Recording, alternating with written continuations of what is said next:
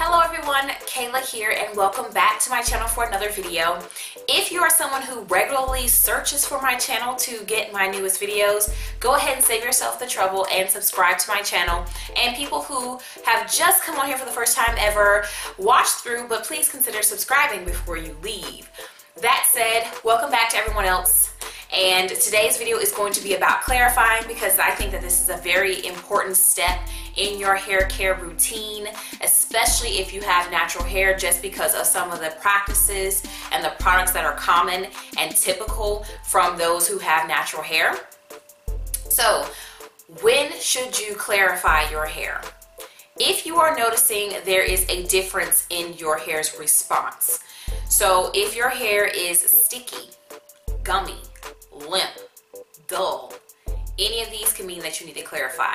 Also, on the other end of the spectrum, your hair could also be dry, brittle, and breaking because it's not receiving anything that you're putting on your hair. So your hair you could feel like nothing that you're putting on is actually penetrating into your hair, or you could feel like, as some people say, that your hair is getting tired of your products, and that might also be a grounds for clarifying your hair.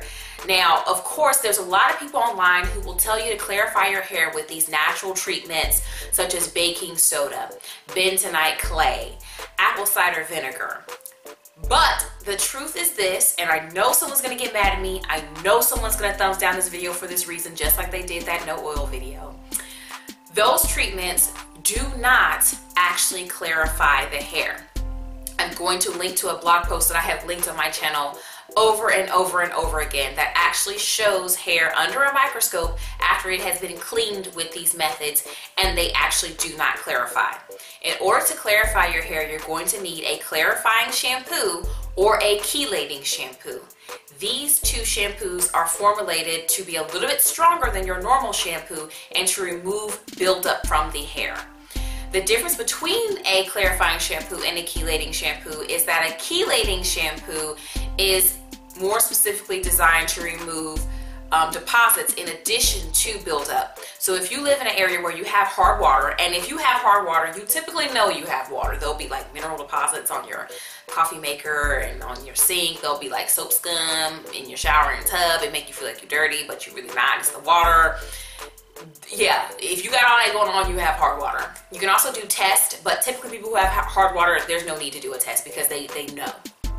Also, if you are someone who's a frequent swimmer, that may also cause there to be deposits on your hair. So a chelating shampoo is going to clarify, and then it's going to remove buildup deposits on your hair as well. I don't fall under the category of needing a chelating shampoo, so I use a clarifying shampoo, and I clarify my hair once a month.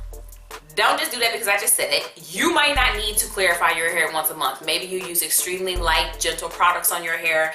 Though I don't use oils or butters on my hair, I do use hair gel, and I do use quite a bit of it. So I clarify my hair mainly for that reason. Nothing else really tends to build up on my hair. Almost everything that I use can be rinsed off with water for the most part, and I use regular shampoo on a weekly basis. So once a month, I whip out specifically the Kinky Curly Come Clean shampoo.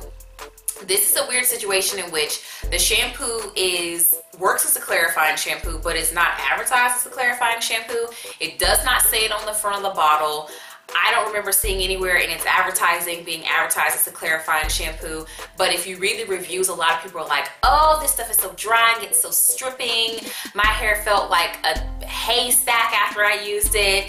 It is clarifying. I don't know how, I don't know why, but it is a clarifying shampoo. You need to go ahead and just market it as a clarifying shampoo. But I usually will once a month wash my hair with that.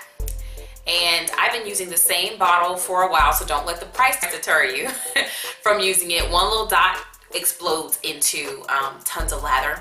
And then after I wash my hair with that shampoo, then I'll just follow with a regular shampoo, whatever regular shampoo that I'm using at that moment.